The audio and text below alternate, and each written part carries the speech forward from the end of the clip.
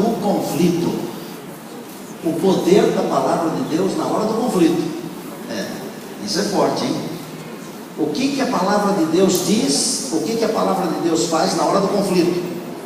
Essa frase foi pronunciada por um rei chamado Josafá. Eu poderia falar o texto de cor, mas eu vou botar aqui a minha muletinha para ler para vocês.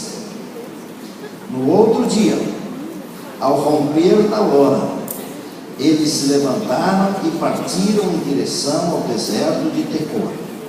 Ao saírem, o rei Josafá colocou-se em pé diante do povo e exclamou: ouvi-me, ó Judá, e vós, moradores de Jerusalém, crede no Senhor vosso Deus e estareis seguros.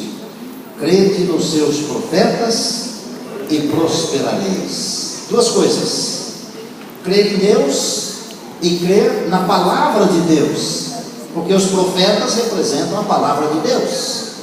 O que aconteceu para que Josafá, o rei, se colocasse em pé diante de todo o povo e desse essa informação, essa orientação, essa ordem? Tem que crer em Deus para estar seguro. Tem que crer nos profetas de Deus, na palavra de Deus, para ter prosperidade. Prosperidade não é uma coisa que a gente precisa comprar. Eu não vou falar mal de nenhuma igreja aqui, porque eu não tenho isso por hábito. Mas algumas igrejas estão tentando vender a prosperidade. A prosperidade, ela vem do Senhor e ela não precisa ser paga. A Bíblia diz que quando nós cremos em Deus, nós temos segurança, e quando nós cremos na palavra, nos profetas de Deus, nós temos prosperidade. E gente, prosperidade nem sempre significa ter muito dinheiro, porque às vezes ter muito dinheiro acaba se tornando uma grande armadilha. 40 anos de pregador, 30 anos de pastor, eu já vi gente perder a família porque tem muito dinheiro, tem muita preocupação. Quem não tem dinheiro também tem preocupação. Então não vamos massacrar quem tem dinheiro, porque eu já vi gente que também perdeu a família porque não tinha dinheiro, fez um monte de burradas, no fim não deu nada certo. Burrada não, idiotice, né? Porque o bichinho não tem culpa, né? Coitadinho. Quando nós cremos em Deus, nós temos segurança de ir e vir. Quando nós cremos na palavra de Deus, nos profetas de Deus, nós temos prosperidade. E prosperidade é muito mais do que ter um dinheirinho. Prosperidade é um estado de espírito. Prosperidade é bem-estar. E a Bíblia chama isso de sorte. Quando Deus mudou a sorte de Jó, mudou o estado de espírito, mudou a situação, mudou a coisa, reverteu a situação. E agora Josafá fala assim para o povo: olha, vamos fazer isso, porque isso aqui dá certo. Em que circunstâncias ele pronunciou isso? Foi numa circunstância muito delicada, porque um pouquinho antes ele estava morrendo de medo. Quando a gente começa a ler o capítulo 20, a gente descobre que 3 povos se juntaram contra Josafá. A Bíblia diz no verso 1 do capítulo 20: os moabitas, os amonitas e os meunitas. Moabitas e amonitas, nós sabemos quem são.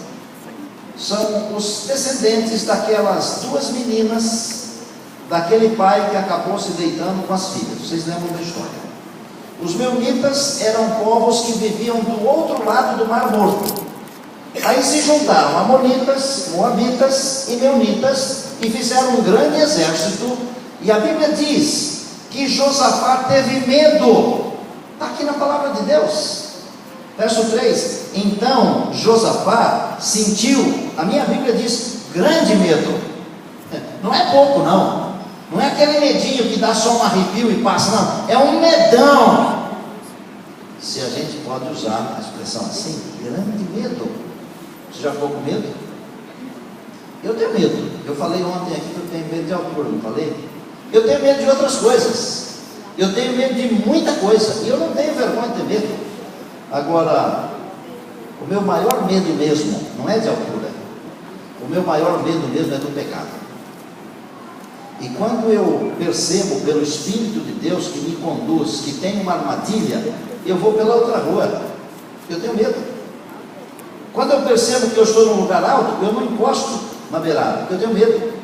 Então, fuja, resista. É bom ter medo. O medo pode ser usado de maneira positiva.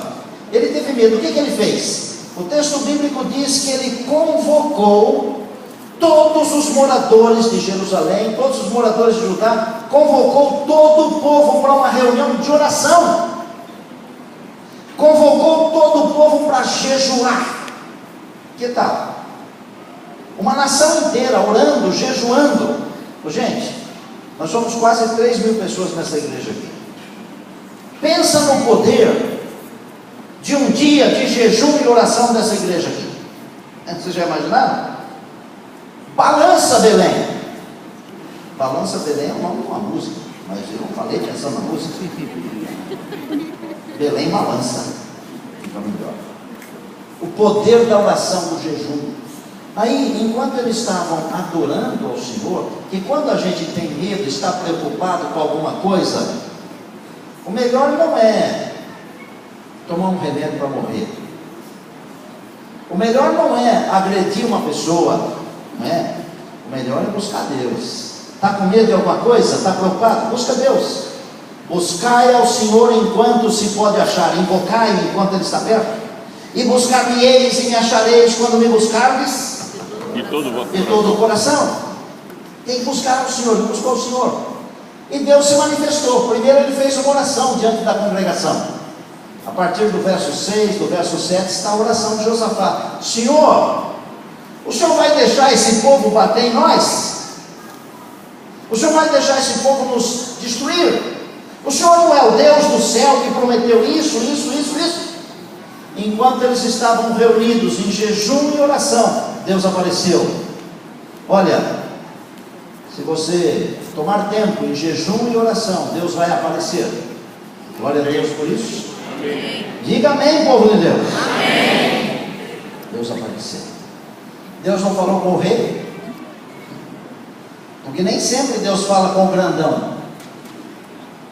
Então, eu sou aqui o pastor de vocês essa semana, me informaram isso.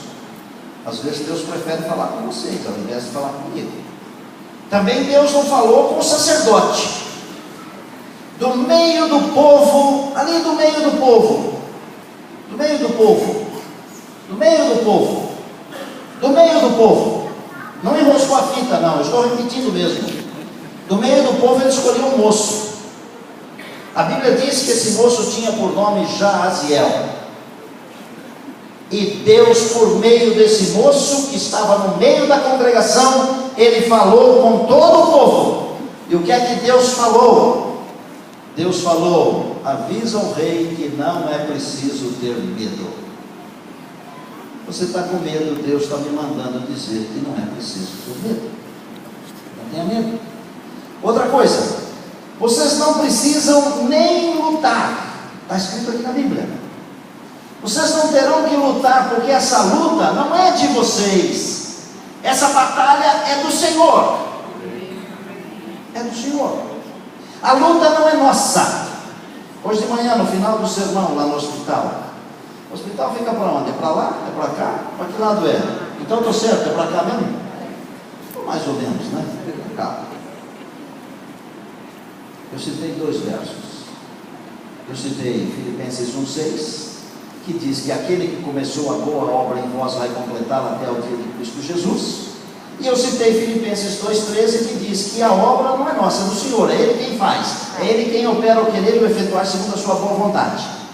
Aí Jaaziel falou para o rei e para todo o povo: não é preciso temer, porque essa luta não é nossa, é do Senhor. Amém. Vocês vão ver o que é que Deus vai fazer com esses povos todos aí. Vocês não precisam nem pegar armas. Mas eu recomendo uma coisa: que vocês escolham homens separados para cantarem. Olha o poder do louvor. Olha o poder do louvor, que às vezes a gente critica, malha. É o poder do louvor. Josafá mandou que aqueles homens e mulheres, aqueles jovens, né, fossem vestidos com vestes sagradas.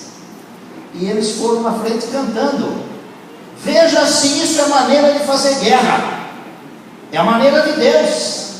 E enquanto eles cantavam, diz a Bíblia, o exército inimigo, um povo se virou contra o outro, e contra o outro, e todos contra todos, e o texto bíblico diz que não sobrou nem um, todos eles morreram, não sobrou nenhum, ninguém precisou pegar em armas, eles apenas cantaram. Os próprios inimigos entre si se degladiaram, se mataram, morreram todos. E a Bíblia diz que num dado momento eles subiram lá em cima e eles olharam para o vale para ver o exército, e eles não passavam de corpos mortos, porque a batalha não é nossa, é do Senhor. Amém.